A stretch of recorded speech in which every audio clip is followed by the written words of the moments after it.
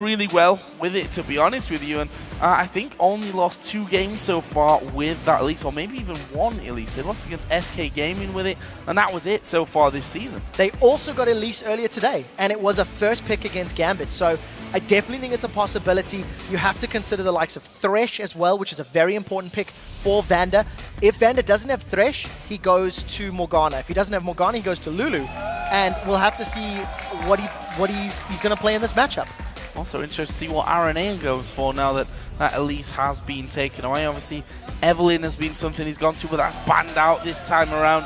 We do know that Millenium are going to be picking up Lucian at least for this game. RNA just playing to the crowd a little bit before settling on Ziggs for Curb. I wouldn't be surprised to see ROCCAT lock in something like a Caitlyn and a Gragas now. They know the AD carries there. Alternatively, they could even go for a jungler if they wanted to get Pantheon in their list. Pantheon was banned against them by Gambit earlier. It is a champion that they've done well on, but I think when you consider that a team has already played a champion earlier in the day and done well with it, like a Gragas, like a Caitlyn, for example, there's that comfort factor that comes with knowing you perform, knowing you've delivered it. And ROCCAT, they're really thinking about this picks. They've used a lot of the time through that final pick, the first pick, and really making sure they run this clock down. Well, let's see a lot of discussion going through there. You can see Jankos on the left just barking out the orders. He's currently hovering over Caitlyn, not giving anything away with that pick since the Lucian was already secured for Creaton over on the other side. Could be Annie. Yeah, I'm wondering if they're gonna go in for the support, and well, it will be Annie. So Annie is the 4th champion that Vander has played, and I'm gonna go on a limb and say this is the 2nd time he's played her. He's only played 4 champions this split, and not only is he playing this champion because he doesn't want to go for the likes of Thresh, he's taken Annie away from J-Reed. It's one of the hard initiations that Millenium have to work with. Well, on the other side, you have the crowd cheering for it there as it came up on the screen. Blitzcrank in for J-Reed, picked by Creaton, and Lee Sin for Aranea as well. There are, I mean, Blitzcrank in particular is a champion where if you do not land those skill shots, you're not doing much. So there's 2 very important things about Blitzcrank. Number 1, you need to have the vision to make the grabs work. With the Blitz, you need to be running forward, you need to be in the line. So in a jungle, for example, grabbing somebody over the wall. It also means that against a team like ROCCAT, who like to split push and who like to go in, you know, a 1-3-1 or a 1-4 setup, Blitzcrank is very, very effective in those situations. You can grab somebody from the split push, kill them, and run down the rest of the team. It's a different way of dealing with the initiation problem that Millenium have, and it does look like they're going to run with it. There we go, Mordekaiser for the 2nd time this season here for ROCCAT. Their last time that they picked this one was against the Super Hot Crew. 109 overpower pulled out with that one, and also a Mundo for the top lane, something that Zazas has fallen back onto quite a few times so far. That leaves Kevin the chance here, though, to pick what he wants against that Mundo in the top lane. What I love about those picks from ROCCAT is if you're a Mundo or a Mordekaiser, you are happy to get hooked. You are happy to eat a rocket grab in the mid to late game. Look at the rest of the team. Outside of that knock-up and the silence from Blitzcrank, there's not a whole lot of crowd control. There's very little on-hit stuns or things like that. So you pull Mordekaiser or Mundo in, they run amok in and amongst your team, and if Mordekaiser gets a good ultimate, Children of the Grave for example, he can grab himself a Ziggs clone, a Lee Sin clone, or a Lucian clone. Well, we are going to be seeing Aatrox locked in for this top lane for Kevin. Actually will be the first time that we've seen him play Aatrox throughout this season so far. So interesting to see how he does on that one. We talked about him being such a solid player for Millenium and the most solid top laner really around, but the rest of his team have got to kind of get up to that level here statistically if Millenium are to have a chance of pulling themselves up in the league, I'm afraid. The one thing I do like about the pickup on the side of Millenium is it's going to allow Kevin to make those plays.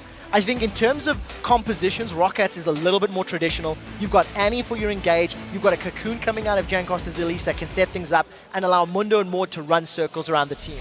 Over on the side of Millenium, however, you're going to be quite reliant on a Blitzcrank hook and poke from Ziggs to be setting up those mid-game team fights. Lee and Aatrox are pretty good dive buddies, but they need to be ahead or stronger if they want to shut down a Mord or a Caitlyn, for example, on that back line. So guys, with this match just about to begin, let's see where you think that win will end up. And according to LLesports.com, 87% of you have voted for ROCCAT to win this one. I'd like to say I'm surprised, but I'm not. No, definitely not. In comparison to the 2 teams, who's in form and who's already picked up a win today, I think that is a fair vote. I would, however, say that Millenium have gone for a different group of champions to what we're used to seeing from them, and it's one of the best ways that you can actually break a losing spree or break a poor show of form. Change it up completely, play a different style, play a different flavor, and see if that works in your favor. And we shouldn't really forget here, this is top versus bottom right now in the European LCS. We are going to get into game. It's ROCCAT versus Millenium. Can the bottom place team upset ROCCAT, who beat Gambit in an absolute monster of a game earlier on in the day? And can Overpower on his trusty Mordekaiser bring up the goods once again for the Polish squad? We're going to find out here in the next few minutes. Let's talk about level 1. Will we see anything come down from these two teams with that Blitzcrank there to pull anyone around? Well, you've stolen the words from me, because the team that is most likely to set something up would be the likes of Millenium. They're the sole LCS team that has made plays in the early game. They're not afraid to get engaged. You can actually see J-Rees hanging down in the bottom lane rather, gonna line up for a blind rocket grab. You see that going in. Salivar a little bit aware of the potential and not even at risk. I think Millenium are the only team that has done this in a large number of their games. Try to roam, try to invade. It hasn't necessarily always worked out for them, but it's good that they're at least trying. Well, Jerry's not done just yet. He's actually moving once again into the back of that Dragon Pit to see if there are any pickings for him. Vander's actually sat back by Wraiths, and there goes another rocket grab. To no avail, though, for Millenium, and I think with that, they're just going to end up backing away from things completely. So there's two things I want to point out about that. Not only did Jerry try and not succeed, 2 rocket grabs burns through his entire mana pool at this stage of the game. So the rocket grabs are going to happen in lane and in his opening 5 to 10 minutes are so crucial for Jerry to land. But what is good is Vander on Annie is a fairly easy target to hit. There's no mobility spells on that Annie. She's not going to be able to dodge unless she flashes. So assuming J-Ree's, on point with that rocket grab, we're seeing it a couple of times, and Overpower eats a rubber ducky. He does, and he actually takes a turret hit for the fun of it there as well as he got knocked into range. Nice little move by Kurt. The reactions of a man with a trackball. I still cannot believe that happened. Look at the damage. Yeah, this is a lot of damage right underneath the turret. His barrier's going to get popped there. And actually a lot of damage coming down on towards J-Ree. That passive forced it to come out.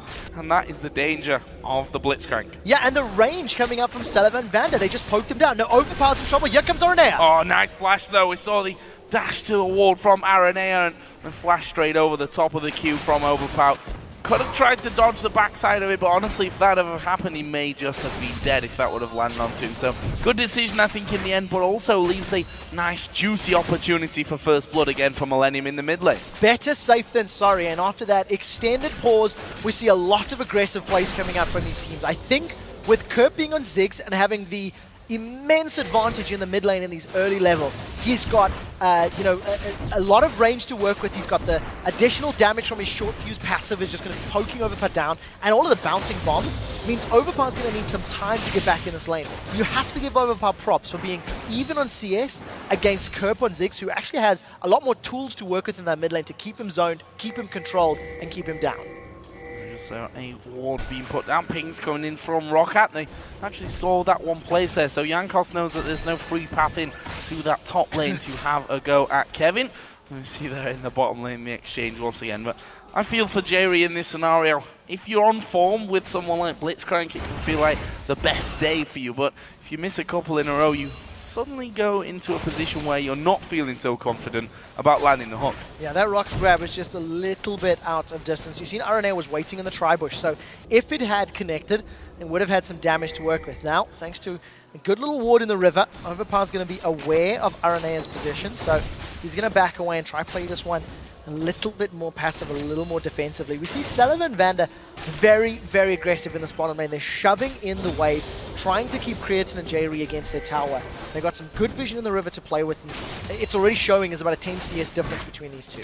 And I was actually talking to Creatine and Aranea earlier on outside, and just a little bit about the bottom lane matchup, really, and about Forgiven and Unlimited in the Copenhagen Wolves. And what he said was, it's the most horrible feeling in the world to be pushed against your tower and falling behind as a bottom lane, where you realize that if you don't get kills, you're going to actually lose the game. And right now, ROCCAT are going in to go for that first blood. There's a lot of damage onto J-Ree. Vander gets some back. Jerry's not dead here. Finally shut down by Celiva. He nets off into the brush. Creaton's going to chase in here. Vander's surely going to be forced to flash away. He will be, but Celiva, he's going north. He actually was spotted there. Now Arenea's coming in from the side. Celiva's not going to escape this one, but they did get first blood. So 1 for 1 at the end of the day. Celiva was forced to flash and barrier to make that work for his favor. He gets the kill, whereas the kill credit for Millenium goes to Arenea. We'll see if Ara can actually make some more ganks work for him and use that gold to his advantage, but a very aggressive ROCCAT. The Jankos and Elise, he flashed Cocoon. That was a point-blank Cocoon. He didn't want minions to get in the way. He wanted a no-risk, guaranteed lockdown. And almost went a bit pear-shaped for him having to repel out of that one. They obviously lost their AD carry as well, with Annie having to flash away, but a first blood is a first blood, and that has given a BF sword over to Celiva as he comes back into that lane, still with a CS advantage. This is where I'm really interested to see, now that lane's reset itself in the center, who gets the upper hand now that they're back in duo versus duo? Well, Celiva with the BF sword. The simple fact of the matter is that Creaton's not going to be able to outtrade him. And as long as Celiva uses the range to his advantage, gets some auto attacks down once he clears this wave out, I think Creaton and Jerry are going to have a fairly difficult time in this lane. Celiva got the kill at precisely the right moment. He had just enough money to get himself a nice big advantage in terms of auto attack damage. And we'll see how they play it out. As you mentioned, we do see Vander and Celiva about to hit levels, getting closer to level 6. They've just hit level 5 actually. And once they get to that burst potential, they can kill Jerry and Creaton. Yeah, going to be there before Jerry and Creaton at this rate as well. Both of them, as you said, at level 5. No flash though for Vander, which makes it a little bit less dangerous when they see that they've hit level 6. They can keep that distance on them, knowing that any flash Tibbers is not going to come their way. There we see blue buff actually going over on towards Jankos, simply for the fact that Overpower doesn't need it really in that mid lane. So the one thing that I think Millennium need to try to avoid as this game is going to start to progress is maybe trying to avoid being caught in the open. I think that Millennium will do fairly well defending their towers. They can grab members of ROCCAT thanks to having Lee Sin that can jump in. You get a minefield, in and amongst someone from ROCCAT and then land a rocket grab. We do see right now, thanks to Millennium backing away, this tower is going to fall down before the 8-minute mark, before that damage reduction can even come into effect. And actually, now that I think about it, the damage reduction is only on the mid and top towers. It's not on the bottom lane. So BF sword plus range versus a melee support just means ROCCAT get a very, very early gold lead, and are going to allow ROCCAT to continue pressuring down Creaton and Jerry. Blue buffs here going to be going over on Millennium side of the map to Kerp in the mid lane. Of course, Jankos took his for himself a little bit earlier on, and we'll see how Kerp can make that work in the mid lane up against Overpower on Mordekaiser. Aranea actually just hanging around there by the river. I think he thought that someone was going to try and come in and maybe have a bit of a snatch at the blue buff that was already taken, of course, but that wasn't even the case because Jankos had already backed away, going home to shop to pick himself up that Spirit Stone. This top lane we talked quite a lot about in the pregame and how Kevin's statistics are up there as the best right now on a lot of fronts. Currently he does have a healthy CS lead over Mondo. Yeah, the question is, how does he make it work? He's got himself that Vamp Scepter versus the Giant's Belt of Xaxus, so Kevin's going to need to get a little bit more attack damage. We've seen Freddy, if memory serves, going for Blade of the Ruined King, as opposed to the likes of a Ravenous Hydra or the Tiamat, for example, which isn't a possibility. And starting with Vamp Scepter, I think Kevin's going to go for that Blade of the Ruined King. It'll do a lot of damage against Xaxus on Dr. Mundo. Now that Millennium are missing the tower in the bottom lane, it's going to open them up. If Celiva and Vander keep pushing that wave down, Jankos can come in from behind, can come from the tri-bush. Overpower could do similar. He could roam. He's very good at shoving that lane. You see that Overpower's not missing too many CS in the lane against Kerp, and I think he's done very well to survive that laning phase where Kerp on Ziggs has a pretty clear advantage. Not just surviving, doing really well with it there as well. As we see Cleaver, or the briefcase in this case, landing on towards Kevin. Kevin just using that Dark Flight to get back behind the barrier of minions and keep himself a little bit more healthy. Arenea's actually come down to the tri-bush. I'm not sure that he's in for much of a look in here, to be honest.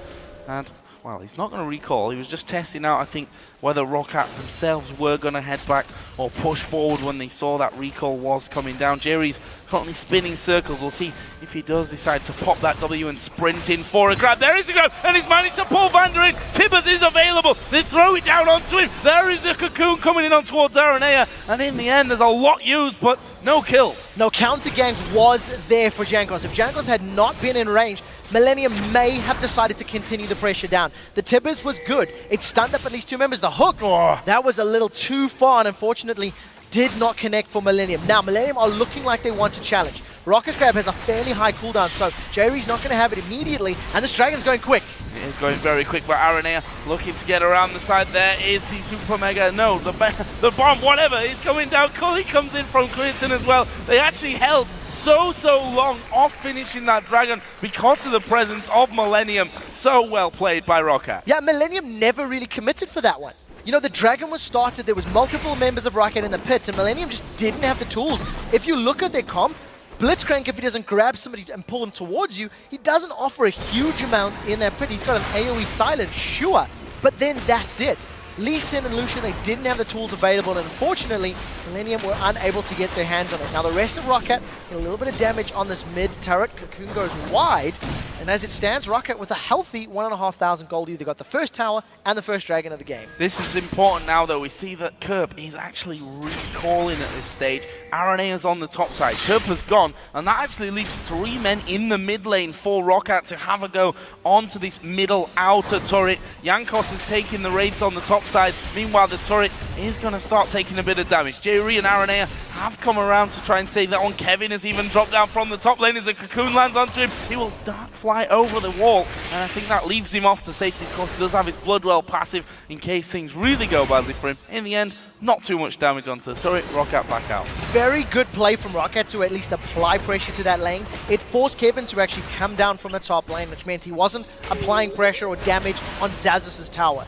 If a fight had broken out, teleport was available for Xazus on that Dr. Mundo, and we did see some very good positional play there from ROCCAT. They didn't get enough time on the tower, and it didn't work out for them. And interestingly, Kevin's actually gone the route of a Ravenous Hydra. He's picked up a Tiamat first after that Blade of the Ruined King. So what we may be seeing from Millenium is a split push Aatrox. He's got a lot of wave clear. He's maxed his Blades of Torment, the E, so it's going to have a lot of wave clearing potential. And of course, the sustain in the Dark Flight allows Kevin to get out of sticky situations if he gets caught in it. And speaking of different paths, looking at the supports, which is now in slightly nullified because the Sightstone did come in for Vander, but we saw him going with that coin first of all, getting things rolling there, but I think more importantly, working his way quickly up towards that Talisman of Ascension, and the fact that they have a team that needs to be able to chase in all the time. Yeah, and that's the power of the ROCCAT composition. If they get the Talisman of Ascension, they throw down the Dr. Mundo ultimate, and you have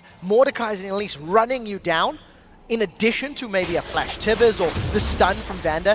That is how ROCCAT will be looking to engage their fights. On the other side, Millenium have tools to deal with that.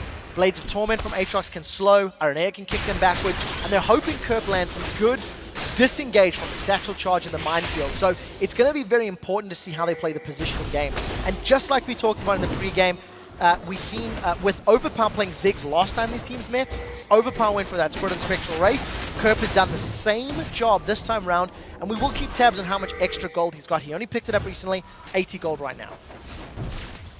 Let's have a look down CS here because they're so incredibly close, especially between the mid laners and the AD carries. 107 to 105 from the bot lane, 131 to 131. Bang level in the mid lane. We just saw an ace in the hole being used there by Creaton, actually just in the point where Jankos was coming around the side. Aranea was already waiting up on that brush, so nothing really to talk about there. One thing that there is to talk about, though, the lead that ROCCAT have right now, 1,500 gold in their favor. You can see that they've already got some deep wards in on this bottom lane. With that mid turret, you'd expect is going to be the next target. I don't see Xazus being able to bully Kevin out of this top lane for now, so we'll see how that one all goes. I anticipate ROCCAT will try push down that mid lane turret as we get closer to the next Dragon. You know, ROCCAT as a team really like to pick fights around Dragon. They like to apply a focus on that objective. They've got the first one of the game, and I think by the time the next one starts being about ready, you see the countdown timer is just loaded on your screen, 2 minutes to go. ROCCAT will most likely try to get the tower and then go for Dragon. Alternatively, if Millenium get a position for the Dragon and ROCCAT feel the tower is available, you could see a trade, which is something we actually see fairly often at this level of play. Right, between the AD carries as well, pretty much even. Bloodthirster for both. The Berserker Grief's already done on the left-hand side of your screen for Celiver. He's slightly ahead on that one, although I'm imagining that Creaton by now will have enough gold to head up towards those. If we look down the mid laners as well, the Hextech Gunblade here is done for Overpower.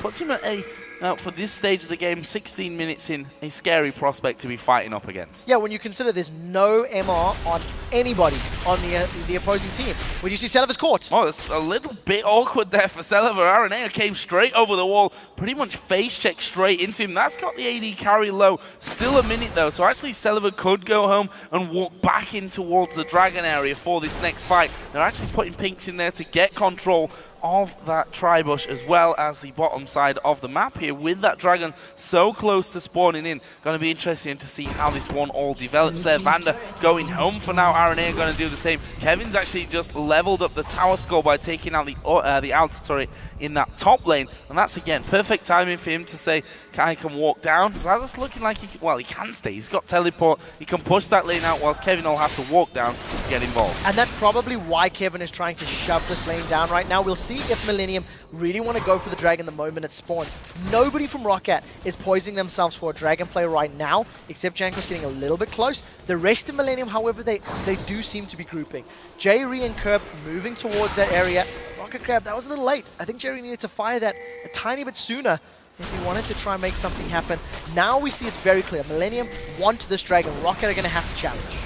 Well, they're walking through a Hextech minefield, which is exactly what it says on the tin. A minefield as we get hits on towards Jankos there. Lots of health taken away. Zaz's actually TPing down from this one. Good Cocoon comes on towards Creaton. There is Tibbers. Jerry going low. Overpower is blowing them to pieces in the middle there. Can they get any more? Kevin's right in the middle. He will dive over the back to pick up the kill on towards Jankos. His Bloodwell's pop. Zaz's is low. Celiver's going to be low here. Millenium are going to pick up more kills. Overpower's going to fall in the MCQ from Aranea. And that is the first ace of the game. 5 for 2 in the end. It looked like it started horribly for Millenium, but they had so much more damage. Millenium, that's exactly it. They had a clustered group of their teammates all focusing down multiple targets of ROCCAT. Not only did Overpower use his ultimate on the support, but you just see the rest of Millenium. They really focused down together. That's 4 members of Millenium grouped up nice and tight. Kevin is about to join. Tibbers does catch Creaton, which is very, very important. It stuns him up. But it took a while for anybody to try to focus him. Now, the rest of ROCCAT are backing away, and a Blitzcrank Ghost is not a threatening ghost at all. No. Kevin eventually gets to the fight, and you just see Creaton and Kerb in the back line. They were not focused at all. They weren't afraid of Celivar's damage. Kerb finishing him off. Aranea gets the last hit with that Sonic Wave. It was a very good fight because of how tight the Millenium team was. They could focus ROCCAT down, and ROCCAT just didn't burst out the right champions. Scary times in the game, to be honest, for ROCCAT, seeing that happening for them. Millenium take a nice, healthy gold lead. We're 18:45 into this one. One thing that always I worry about for Millenium is when they get ahead, how do they get that lead really pushing forward and snowball into a fact where they're really feeling ahead? Because I feel like Millenium, when they're ahead, they feel like they're less ahead than some of the other teams who will take a small lead and turn it into a win. Now, luckily for Millenium, they've tried a different recipe for this game. They've got the Blitzcrank as their we're ahead. Let's try grab somebody now. And I'd like to see them actually try and make that work. Put themselves in positions where they're challenging for blues, pushing for towers or something, and then letting J-Ree find a hook. Even if Jerry doesn't necessarily land a hook to kill somebody, the threat or the pressure of him chasing them down can force ROCCAT to, take unnecessary damage, allow Kerb to zone them out. A couple good bouncing bombs, that can lead to a tower. Top lane, basically Zazas and Kevin continuing that tug of war of the minions, pushing them back and forth. and really just kind of going in, coming back out once again as they get pushed away. Overpower in the meantime did start to wander up through his own jungle, but he's quite happy to keep his farm going. 189 to the 204 of Kerp right now, who we saw in that last fight landed some great bouncing bombs, great satchel charge as well to pin Caitlyn against the wall. He's got himself that Athene's Unholy Grail and a blasting one now added in from earlier. Just want to touch on the top lane for Aatrox with the Ravenous Hydra. Yeah, actually Overpower's going to take a lot of damage from this one. Knockup comes down. He's not going to be able to survive it. It's RNA that picks up that kill. Looked too easy, to be honest. It really was. I think Millenium just caught Overpower out of position. If you look at the vision for ROCCAT, it was all at the top half of the jungle and not close enough to him. So Overpower just a tiny bit too deep in his own side of the map. And Millenium, they did a good job there, grabbing themselves a fairly easy kill. The thing is, it hasn't equated to anything more. Millenium got a kill on Overpower. They weren't grouped up enough to try and push down a tower, and you see Creatine and J now still trying to get some damage on the last outer tower remaining for ROCCAT. And Jankos, he's going to come through. He's going to have to be fast. I mean, he can repel out of the rocket grab. ROCCAT. That's going to catch me out a couple of times from this one. See if it catches ROCCAT out at the same time. But he can repel away from that one constantly if he's fast enough on the buttons, which, to be honest, we've seen that Trankov definitely is. Oh, yes. He has the outplay potential, but even in a situation like that, you know, he's one of the champions where you can actually allow yourself to get caught, land a cocoon, and then repel away. You know, there's those tools available for ROCCAT to play with, and it's part of the reason I quite like the Mundo and the Mordekaiser lock-ins, which came as their last picks. It's champions that you want to be in the fray, you want to be surrounded. Mundo, in particular, with his burnout and his immense HP, and then with Overpower, if he gets his creeping death and gets some good Mace of Spades down in the team, his shield is going to be stacked up, and he's going to be able to, you know, do a pretty good job at creating chaos in those situations. Vander's about to find Aranea. Well, no, he's about to find what looks like his death, to be honest with you. 3 of them coming in. He's going to throw Tibbers down. Can he escape it, though? His flash is not coming off cooldown just yet. There is the damage coming in. Aranea finishes off. Rocket grab doesn't land, but it's a kill where Vander was just out of position, frankly. Yeah, Millenium at the right place at the right time. They had all of their members grouping to apply. Wards get some vision in that Dragon Pit. You see it was about a minute and a half away from spawning when that started. Vander, he just didn't have the tools to play with. He didn't have the wards. Now, after that kill, Millenium have grouped up in the mid lane. They are the ones going for the 1-3-1 push. Kevin pushing top, Creatine pushing bottom. The rest of Millenium, they were in mid, but now they're backing away. They've pulled some ROCCAT members towards them and going to spend some of the money they've earned. Down in the bottom lane, this is an interesting one. We see that Creatine has crept up ahead in CS, but not got a kill to his name as of yet. 7 assists. I'm sure he would have liked if 2 or 3 or maybe 4 or 5 of those, or 6 or 7, were actually in his kill column by now. Got himself that Bloodthirster, working himself up onto the Trinity Force as well. Celiver gone with a Bloodthirster and a Zeal up until now. Yeah, that'd be an interesting 1v1 for now. Creatine has enough money to finish off that Trinity Force. I think he's sitting at about 2,200 odd gold. He's got the makings of that Triforce already, and thanks to the fully stacked Bloodthirster and Sheen, he's actually trading very efficiently with Celivar. We do see he's not backed off just yet, gonna go for another Dragon. I don't think anyone from ROCCAT can challenge this one, and this is an uncontested Dragon. Very smart play from Millenium. They got vision earlier, they were able to bully ROCCAT away, and they just started at the instant it came up. This is the retort, though, from ROCCAT going in for that top lane. And, well, for now, not much of one. Not a finisher, at least, but another wave of minions is coming around. And in the end, Xaxus actually leaves that one. Wasn't quite sure if the minions were enough to top that one off and actually take it. What they are going to be able to take, though, is the blue buff. Aranea says, thank you very much, Jerry. That's very nice of you. Blue buff is going to be taken away by Aranea. And that hit squad just backs away onto their own side of the map, with actually 4 people from ROCCAT starting to close into them, and Jerry will be saying, I told you that was smart. Now, I'd like to see them continue doing that. If you look at all of the champions on Millenium's side, they've all hit very good power spikes. Kevin has had that Ravenous Hydra for a while. He's got a Spirit Visage in his kit. The Death Cap has now been completed for Kerp. He's currently sitting on a bonus of 500 gold on that Spirit of the Spectre Wraith, so starting to pay some dividends. And with Creatine getting his Trinity Force, they're all now in these plateau moments where they've hit a spike and they need to take advantage of it. Millenium have already won a couple of team fights and found picks. Now let's see them siege and use J-Ree's rocket grab to its fullest potential. I wish we could see the accuracy of those grabs from J-Ree actually, and see what he's been pulling in and what he's been throwing wide of the target. The longer this game goes on, of course, the more they're going to become of importance for them, especially when it comes to their siege times and when they're being chased, because the last thing you want to do, I mean, it's all well and good landing the grabs, but you don't particularly want to pull Mordekaiser or Mundo into the rest of your team. He tries one there on towards Jankos, doesn't quite land. Now, the previous team fight, we actually seen Kerp and Creatine relatively unchallenged, and J-Ree's hook was enough to burn a flash from ROCCAT. Now, in this situation, allowing Kerp to poke down with those bouncing bombs and try get some damage on ROCCAT, and ideally having J-Ree looking for either Celiva or Vanda or Jankos to try and burst them down is a perfect position. ROCCAT have split themselves up. Look, they don't want to be behind the tower. The risk is too great either for poke or for the hook.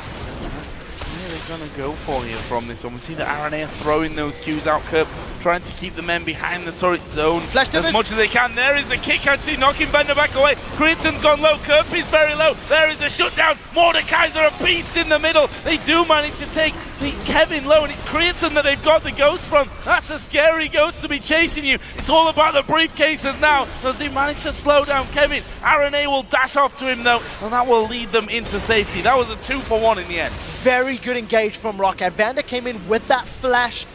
Tibbers coming down, and very importantly, Overpower got Children of the Grave on the right target. He didn't put it on J-Ree this time. He also had a Deathfire Grasp as well as that Hextech Gunblade active to burst Creatine down. Watch Creatine's HP as Overpower just runs straight for him, immediately focusing him down. We do see Overpower going a little bit further forward. I think it was just one more spell cast that was required. In the background, you do see Kevin doing the best he can to get a kill, but unfortunately for him, he wasn't powerful enough to keep the rest of ROCCAT at bay. His knockup was okay, but unfortunately, 1 for 2, Creatine needs to be kept alive in those situations. Well, Overpower extending his score to 4-2-0 after that, and looking like he's headed up towards that Sonya's now, picking up a bit of armor. Knows that he's going to be needing that. We saw actually how the ultimate of Creatine just destroyed him on that front side. If he would have actually been behind someone at that point, that fight would have probably gone a little bit further for ROCCAT. It even leaves us now, though, at 9-5. 4,000 gold is the advantage for Millenium. And I can never count a ROCCAT team out. I mean, if we look at that game against Gambit earlier on, longest game that we've seen so far, they were ahead for most of it. Then all of a sudden, they were 4,000 gold behind after losing a Baron, or even 2 Barons in a row, I think it was, from that one. In the end, though, they ended up picking that one up. And they're a team that has a lot of spirit. For a team that's, now, I want to say, less experienced somehow than a team like Millenium, which is certainly true to some extent. They've been on the top level for a little bit less time. They got a lot of character, and you can never count them out. No, you definitely can't. And I think part of the reason, oh, Jankos almost got caught out there. I think part of the reason that team fight went badly for Millenium is they didn't have the vision they needed to work with. They were working under the assumption that ROCCAT were scared of their poke and scared of their hooks, and basically counted out the ability of a flash Tibbers or a flash engage from ROCCAT. So what Millenium need to do is get better vision in the jungle, better vision around the turret they want to siege, and then they can sit quite safely. We've also seen the Talisman of Ascension being picked up here, which is a great bit of kit for them moving forward. So, what else have we got being picked up on the other side? A turret, first of all, for Millenium on the bottom side of the map, the third and final outer turret of the game from them. It leaves them 5,000 gold behind, but that allows them to get that vision that you were talking about a little bit deeper into the ROCCAT jungle and see if they can get J-Ree landing some hooks onto the right people. Very importantly, Creatine has grabbed himself a Quicksilver Sash. So if Overpower jumps onto him with that Children of the Grave, Creatine's going to be able to get rid of it. Let's look for the rocket grab. Oh, Celiva, a little bit of a dangerous position, but actually they're not going to chase too far. RNA was the one going in. The net actually landing on towards J-Ree to slow him right down, stop the overall chase from that one. If his talisman would have been finished, that could have been a different story. Top lane, no, we do see the third and final outer turret for ROCCAT now going down, which means the outer ring on both sides of the map is gone, and ROCCAT are making a play for the inner. Yeah, ROCCAT are forcing Millenium to choose. What do they want to do? ROCCAT are going to go for the top inner turret while Millenium get the dragon. I actually think ROCCAT are going to be happy with this trade because the map presence is theirs. They are going to get this tower down. Kevin can't do anything to stop it. No, can't really do much about that one. They would have tanked it up even if the minions had have gone down. Good play from ROCCAT.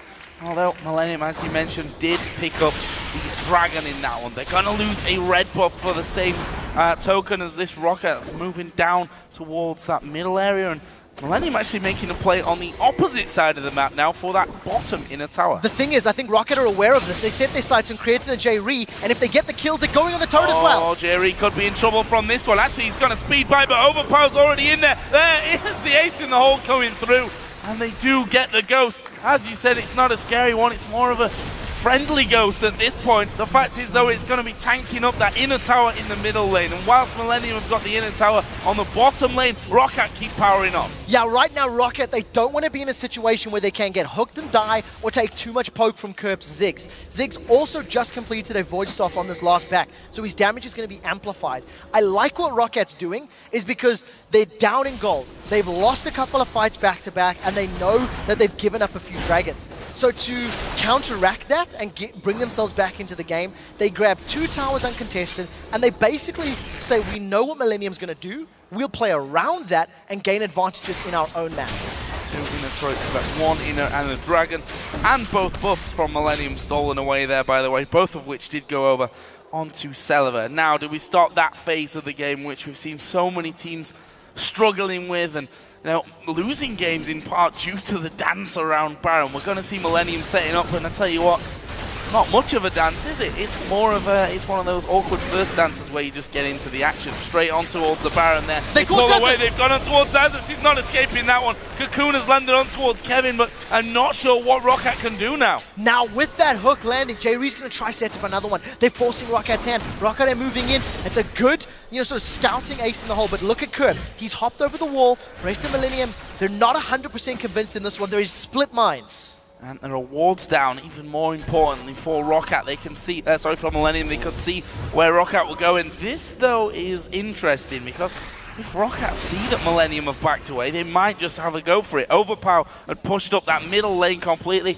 J-Ree did stick around there just to make sure that they did have some pressure or presence over the backside of the Baron pit. In the end, ROCCAT moving in there. They lost Xaxus for it, but they stopped Baron happening. So Millenium not underestimating the power of a Tibbers in that confined space.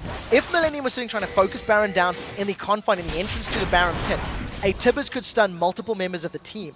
And combine that with the burst that Overpower's putting out, he's got the Deathfire Grasp, he's got a Zhonya's Hourglass, and the Gunblade. There is the possibility to delete somebody on Millenium's team. So they back away, play this one safe. Now, because of the sweeping lenses and the pink wards that they've got in and around the area, Millenium's going to try again. Look for the hook. Jankos, his Banshee spell's been popped. Can Jerry catch him?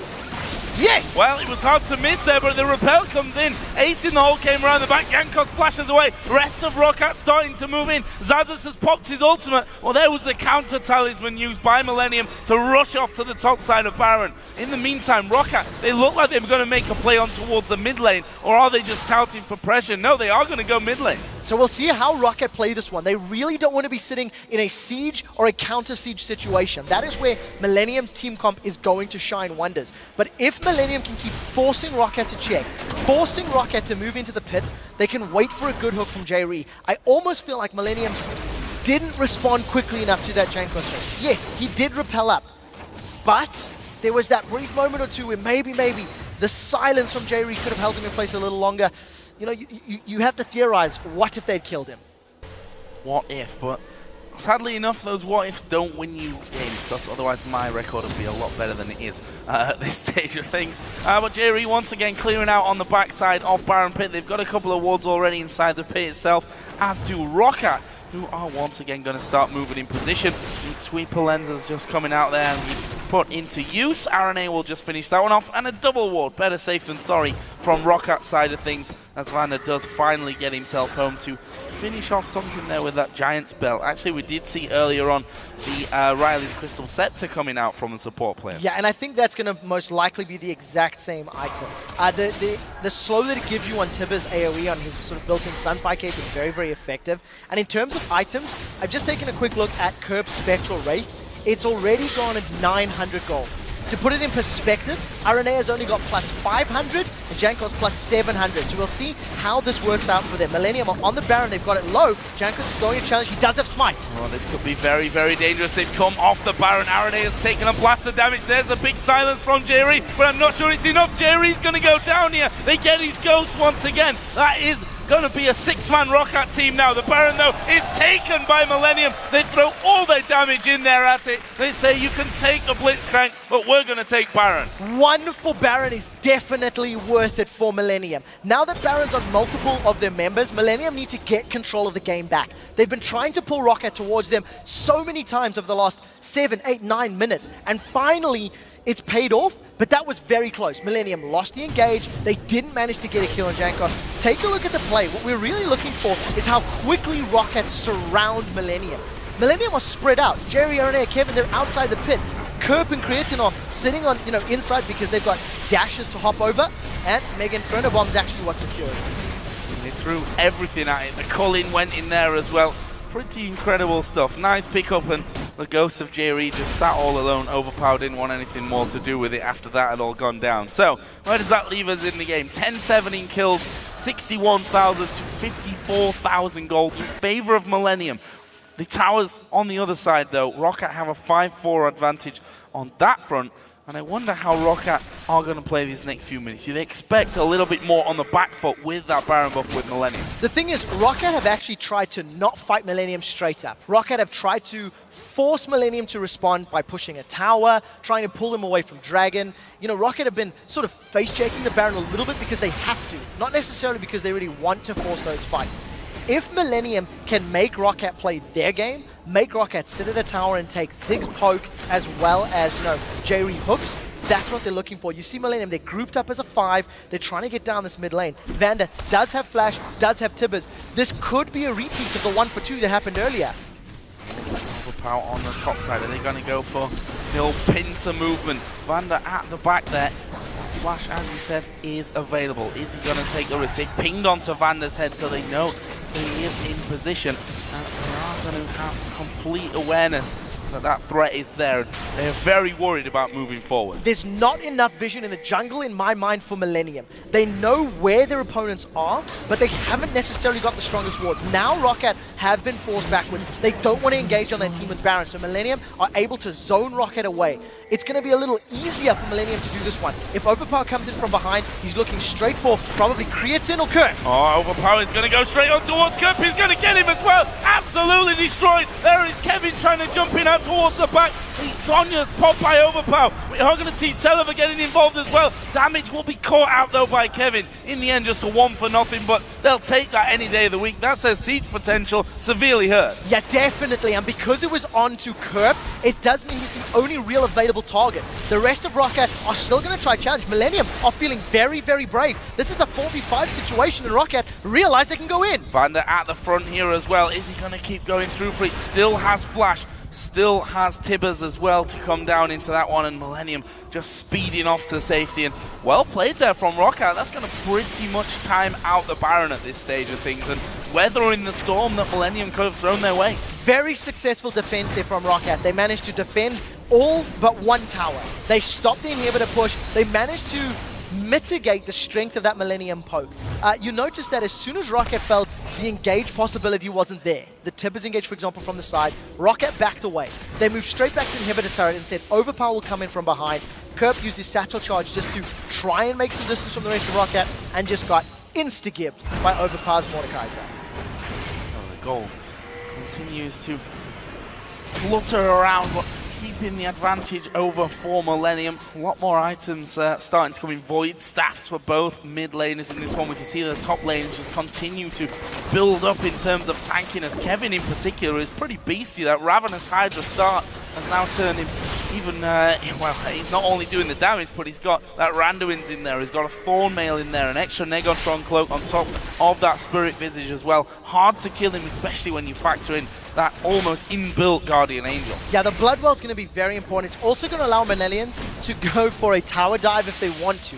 They're a team that's not afraid to force a fight if they feel they have an advantage. And if you look at the stats, it's a 7,000 gold lead. But getting past an inhibitor turret is the most difficult turret to break. There's that side vision we talked about. If Millenium can know where ROCCAT are, it allows their bombs and their rocket grabs to become exponentially more effective. ROCCAT can't flank without Millenium being aware, and Millenium, they're gonna get to this turret with this next minion wave. Trying his best to get as close as he can without taking the poke, and they're going to successfully do that one. Cocoon lands on Kevin, not really the person that they're looking for to maybe start things off on that front, and he's going to start to hurt here. Curb with the elixirs running, he's got the blue buff on, his cooldowns reduced significantly, he's got enough mana to spam all day long here, and that's something that might force ROCCAT to retreat at some point in this. What we need to watch in this team fight is, first of all, how effective Vander's engage is with the Flash Tibbers, and secondly, who does overpower target. Curb's got himself the Zhonya's Hourglass. The QSS is on the side of Creatine, so there are some tools to mitigate some of that damage, and I definitely want to see who he tries to burst down. It may end up being somebody like Aranea, but Ara also has that Banshee's Veil. Now Creatine's on the turret, finally got some auto attacks down, but Millennium Siege is not necessarily the strongest. That's about 3 waves worth of minions, and they've only got about a quarter of the HP down. Their siege is not the strongest, but their top lane is pretty damn strong at this point. Loads of armor in there, tanking things up. There comes the ultimate out of Kerp, and they're going to try and really force the one. And there is the Vanderpanda at the back, though. 3 of them getting stunned up, but they don't do anything about it. The hook missing. They've at least forced the turret here. Aranea are going to tank that one up. Millennium take the first in turret of the game on their side. Are they going to keep going for this one, though? They've got 45 seconds to Baron. The initiation power from ROCCAT is severely reduced. As you said, the Vanderpanda is not there. It's not a massive AoE stun, or at least it's going to be a lot less range. The rest of Millennium are trying to get to this inhibitor. There's the stun! They're going to go in for that one. It's Aranea that goes low, but after they got the damage to finish up, the whole goes through. Shutdown comes in. Aranea is in ghost form now, chasing through as well. The rest of ROCCAT coming up at the back. Kevin pretty much perma-slowed. That briefcase didn't quite land. They're going to kill off Aranea here. All bittersweet, taking down one of your own teammates in the end. And even then he doesn't die. Goes back over. That was a very good engage from Vander. Flashes in, throws down the W, holds 2 members of Millennium in place, and we said, who is Overpower going to target? And right now the focus was on Aranea. They get themselves a kill, they defend the inhibitor. The problem is, ROCCAT are having these small wins, these small victories, but they're still losing presence on the map. Millennium had Siege